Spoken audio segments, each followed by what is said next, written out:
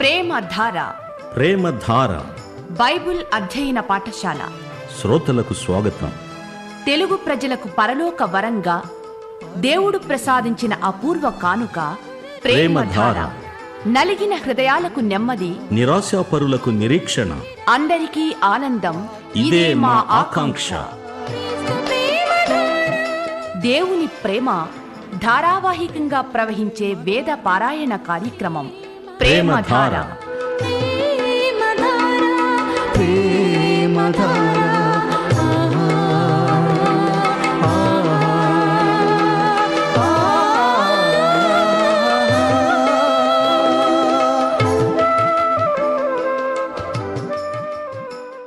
సోదరుడా, సోదరి, ఈరోజు ఆదికాండం 3వ అధ్యాయంలో నుండి ఎన్నెన్నో సత్యాలు నేర్చుకోబోతున్నాము.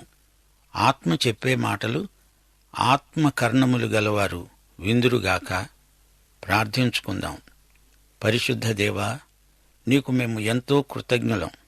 సందేశాల ద్వారా అశేష ప్రజలు క్షేమాభివృద్ధి చెందినట్లు, మీ స్పర్శ ద్వారా ప్రజలు ఆరోగ్యవంతులగునట్లు ఈ కార్యక్రమమంతటినీ ఆశీర్వదించి మహిమ పొందుమని యేసుక్రీస్తు వారి దివ్యనామమున ప్రార్థిస్తున్నాము తండ్రి. ఆమెన్.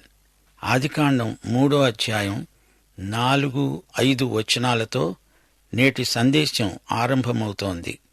మీ బైబిళ్లు తెరిచిపెట్టుకొని చూడండి. సర్పం స్త్రీతో అన్నది, మీరు చావనే చావరు, మీరు వాటిని తిన్న రోజే మీ కన్నులు తెరువబడతాయని, మంచి చెడ్డలను ఎరిగిన వారై మీరు దేవుళ్లలాగే ఉంటారని దేవునికి తెలుసు. మీరు నిశ్చయంగా చస్తారు అని దేవుడంటే, హవ్వ ఆ మాటను కొంచెం మార్చి మీరు చావకుండునట్లు ఆ పండు తినవద్దన్నాడు అంటుంటే, సైతానేమో మీరు చావనే చావరు అంటున్నాడు. దేవుడు చెప్పింది జరగదు అని సైతాను గట్టిగా చెప్తున్నాడు. దేవుని ప్రేమ, దేవుని సౌజన్యం అంతా ఒట్టిదే అని సైతాను దుర్బోధలు చేస్తున్నాడు. దేవుడే గనక మంచివాడైతే మీకు ఎందుకని ఇన్ని షరతులు హద్దులు పెడతాడు అని హవ్వను సైతాను నిలదీసి అడుగుతున్నాడు. దేవుడు నీతిమాలినవాడు అంటూ దుష్ప్రచారం చేస్తున్నాడు. దేవుని పరిశుద్ధతను ప్రశ్నిస్తున్నాడు. మీరిద్దరూ దేవుళ్ళైపోతారు. ఈ పండు తిన్న రోజే మీ కండ్లు తెరుచుకుంటాయి. మంచి చెడ్డల తెలివి మీకు వచ్చేస్తుంది. ఇది దేవునికి తెలుసు. అందుకని మిమ్మలను మోసం చేసి మీకు అబద్ధం చెప్పాడు. దేవుని ఉద్దేశాలు పవిత్రమైనవి కావు. ఇది సైతాను అబద్ధ ప్రచారం. హవ్వ ఏం చేసింది అంటే, దేవుని వాక్యాన్ని కొంచెం మార్చింది, దానికి కొంచెం చేర్చింది. దేవుని వాక్యాన్ని ఈ విధంగా మార్చి దానికి ఏదో చేర్చి తప్పుడు సిద్ధాంతాలను తెచ్చి ప్రజల చేత ఒప్పిస్తున్నారు కొందరు. ఈ రోజున ఇదే తంతు జరుగుతున్నది. అలా చేయటం నేరం అని దేవుడు హెచ్చరిస్తున్నాడు. కొందరి సిద్ధాంతాలు వెర్రితలలు వేస్తున్నాయి. విమత శాఖలు విస్తరిస్తున్నాయి. ఈ రోజున కొందరు ధర్మశాస్త్రం రక్షిస్తుంది అంటారు. ఒక్క విశ్వాసం మాత్రమే చాలదు, దానికి మరింకేదో చేర్చాలి అనే వితండ బోధలు చేసేవారున్నారు. యోహాను 6వ అధ్యాయం 29వ వచనంలో యేసు ప్రభువు స్పష్టంగా చెప్పాడు, ఆయన పంపిన వాని యందు మీరు విశ్వాసముంచటమే దేవుని క్రియ. విశ్వాసము ఎంత ముఖ్యమో గ్రహించండి. సర్పం దేవుని మాటలను ఖండిస్తున్నాడు. తన మాటలను దేవుని మాటలకు బదులుగా తెచ్చి బోధిస్తున్నాడు. వారి చేత నమ్మిస్తున్నాడు కూడా. విశ్వాసము అంటే దేవుని మాటకు విధేయులవటమే అని రోమాపత్రిక చెబుతున్నది. విశ్వాసము విధేయతకు నడిపిస్తుంది, అవిశ్వాసం అవిధేయతకు నడిపిస్తుంది. అనుమానం కూడా అవిధేయతకే దారితీస్తుంది.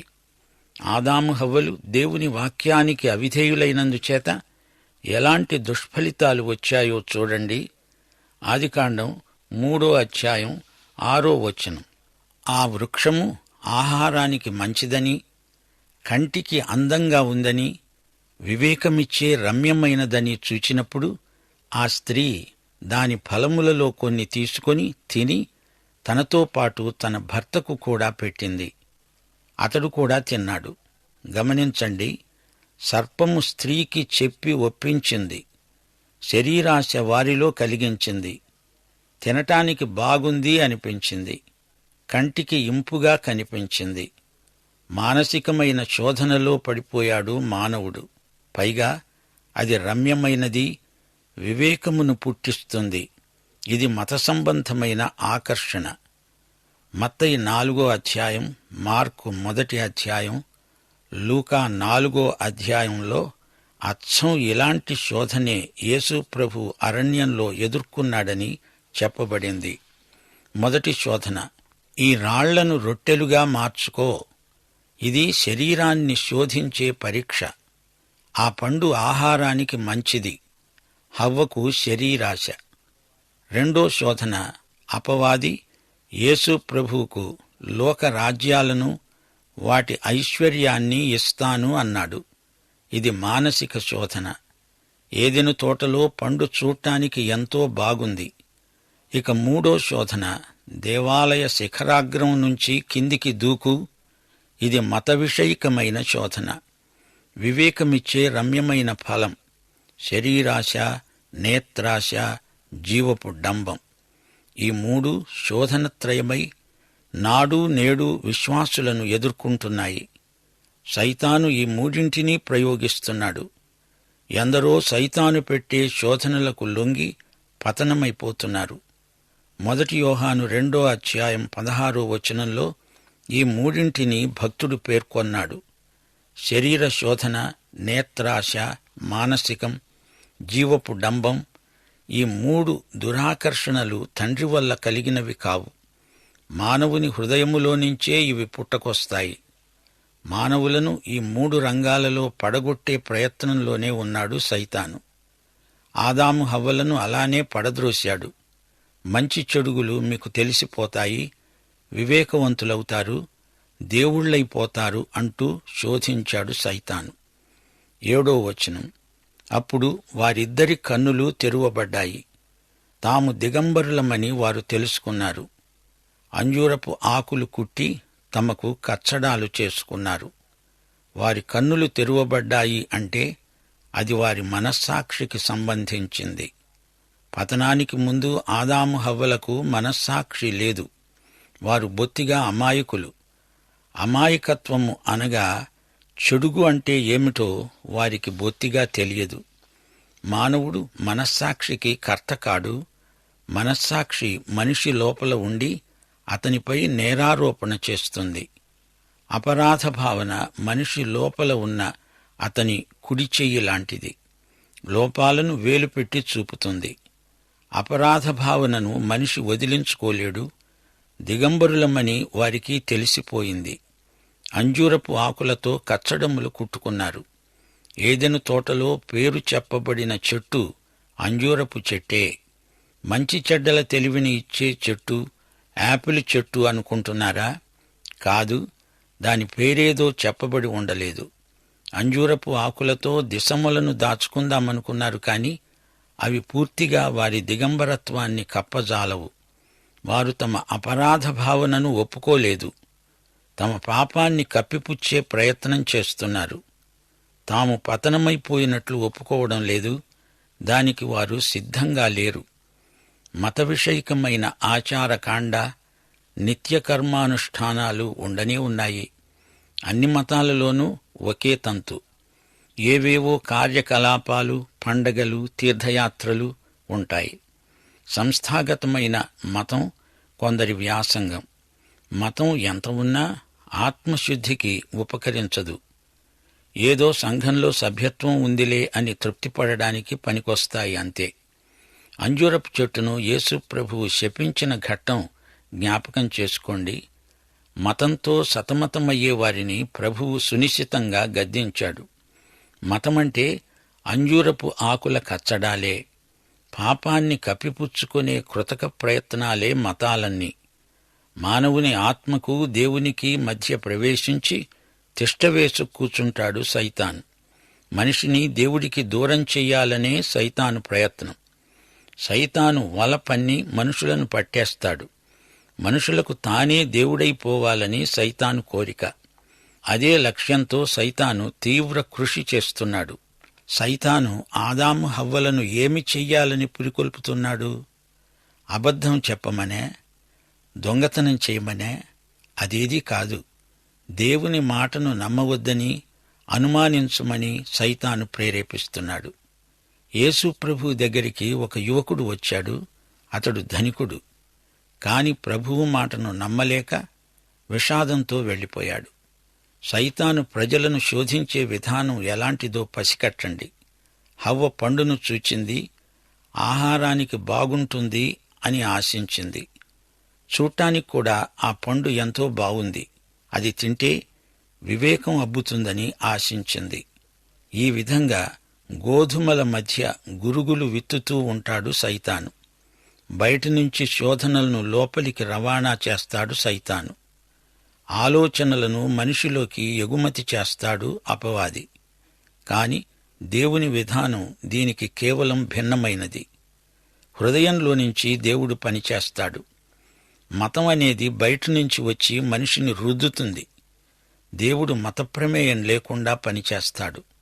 ఆధ్యాత్మికం అయింది నిజంగా మతానికి అతీతమై ఉంటుంది. క్రైస్తవం అనేది మతం కాదు. క్రైస్తవం అంటే క్రీస్తే. మతాలు ఎన్నో ఉన్నాయి. మతాలేవీ చెప్పలేని మాట యేసు ప్రభువు చెప్పాడు. కొత్తగా జన్మించండి. బాహిరంగా భక్తిని నటించే మతగురువులను ఉద్దేశించి ప్రభువు అన్నాడు, పాత్రలో శుద్ధి ఉండాలి. పైపైన ఎంత తోమితే ఏమి ప్రయోజనం? సున్నం కొట్టిన సమాధులు మీరు. బయటికి తెల్లగా అందంగా కనపడతాయి. అలంకారాలు, పూలు, బుక్కాయి వాటికి చేరుస్తారు. అయితే లోపల కంపు, మృతుల ఎముకలు. ఎలాంటి చిత్తరువు ఇది! ఆదాము హవ్వల వ్యవహారం చూడండి. తమ పాపాన్ని ఒప్పుకోకుండా కప్పిపుచ్చుకుంటున్నారు. అంజూరపు ఆకుల కచ్చడాలు కుట్టుకుంటున్నారు. ఇదేమన్నా దర్జీ పనే? ఏదో కొత్త తరహా దుస్తులా? అంజూరపు ఆకుల నాగరికత ఈ రోజున కూడా ప్రవర్తిల్లుతున్నది అనటానికి మేము ఎంతో చింతిల్లుతున్నాము. హృదయంలో ఉన్న పాపాన్ని కప్పిపుచ్చుకునే కృత్రిమ ప్రయత్నాలే ఇవన్నీ. 8-9 వచనాలు. చల్లపూటను ఆదాము, అతని భార్య తోటలో సంచరిస్తున్న దేవుడైన యెహోవా స్వరం విని, దేవుడైన యెహోవా ఎదటికి రాకుండా తోట చెట్ల మధ్య దాక్కున్నారు. దేవుడైన యెహోవా ఆదామును పిలిచి అన్నాడు, నీవు ఎక్కడున్నావు? సోదరుడా, సోదరి, మతం నిన్ను దేవుడి నుండి వేరు చేస్తుంది. ఆదాము దేవునికి దూరమైపోయాడు. ఆదాము దేవుణ్ణి వెతకటం లేదు. దేవుడే ఆదామును వెదకవలసి వచ్చింది. ఆదాము అన్నాడు, నేను తోటలో నీ స్వరము విన్నప్పుడు దిగంబరినై ఉన్నాను, గనుక భయపడి దాక్కున్నాను. అందుకు ఆయన అన్నాడు, నీవు దిగంబరివి అని నీకు తెలిపినవాడు ఎవడు? నీవు తినకూడదు అని నేను నీకు ఆజ్ఞాపించిన వృక్షఫలములు తిన్నావా? అందుకు ఆదాము అన్నాడు, నాతో ఉండడానికి నీవు నాకు ఇచ్చిన ఈ స్త్రీయే ఆ వృక్షఫలములు కొన్ని నాకు ఇయ్యగా నేను తిన్నాను. గమనించారా? ఆదాము తన పాపాన్ని ఒప్పుకోవడం లేదు, సమర్థించుకుంటున్నాడు. స్త్రీ మీద నెపం పెట్టడం కాదు. అతడు తాను చేసింది పాపం అని ఒక్క మాట కూడా అనటం లేదు. అప్పుడు దేవుడైన యెహోవా స్త్రీతో అన్నాడు, నీవు చేసింది ఏమిటి? స్త్రీ అన్నది, సర్పము మోసపుచ్చినందున నేను తిన్నాను. ఈ విధంగా ఒకరి మీద ఒకరు నెపాలు మోపి తాము ఏమీ పాపం చేయనట్లే మాట్లాడుతున్నారు. పైగా తాము చేసిన దానికి బాధ్యత తమకు లేనట్లే నటిస్తున్నారు. మానవుని భవిష్యత్తు విషయమై దేవుడు ఒక ప్రత్యేక ప్రణాళిక రూపొందించాడు. అసలు ఈ మానవుడు దేవుని సృష్టి. అయితే సృష్టికర్త నుండి దూరంగా తొలగిపోయాడు. దేవుడు అతని తప్పునకు అతణ్ణి శిక్షించాల్సి వచ్చింది. అందుకు దేవుడైన యెహోవా సర్పముతో అన్నాడు, నీవు ఇది చేసినందున పశువులన్నిటిలో, భూజంతువులన్నిటిలో నీవు శపింపబడిన దానివై కడుపుతో పాకుతూ బతికినన్నాళ్లు నీవు మన్ను తింటావు. ఈ సర్పము మనము చూచే పాము కాదు, దాని ఆకారమే అప్పుడు వేరు. దాని మీదికి శాపం వచ్చింది. ఇది దేవుని తీర్పు. సైతాను మనిషి మీద ఎంతో దుష్ప్రభావాన్ని చూపాడు. అందుచేత ఈ సైతానుకు తీర్పు. దేవుడిప్పుడు పలికే వచనం ప్రవచనం. దీన్ని మీరు కంఠతా చేసి ఉంచుకోండి. రక్షకుడైన మెస్సీయా లోకానికి రాబోతాడు అనే ప్రవచనమిది. వినండి. ఆదికాండం 3:15 నీకును స్త్రీకిని నీ సంతానానికి ఆమె సంతానానికి వైరం కలుగజేస్తాను. అది నిన్ను తల మీద కొడుతుంది, నీవు దాన్ని మడిమ మీద కొడతావు. సైతానుకు స్త్రీకి మధ్య వైరం. సైతాను సంతతికి స్త్రీ సంతతికి మధ్య వైరం.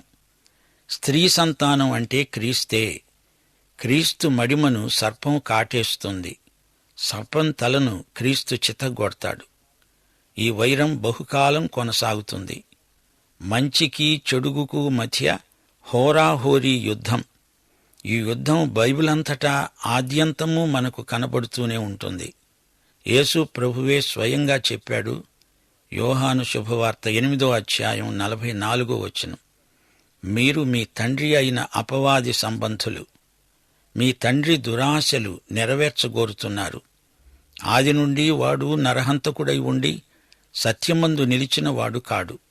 వానియందు సత్యమే లేదు. వాడు అబద్ధమాడేటప్పుడు తన స్వభావమును అనుసరించే మాట్లాడతాడు. వాడు అబద్ధికుడు, అబద్ధానికి జనకుడు. అపవాది అంటే సైతానే. దేవుని బిడ్డలకు సైతాను పిల్లలకు ఎంతో వ్యత్యాసం ఉంది.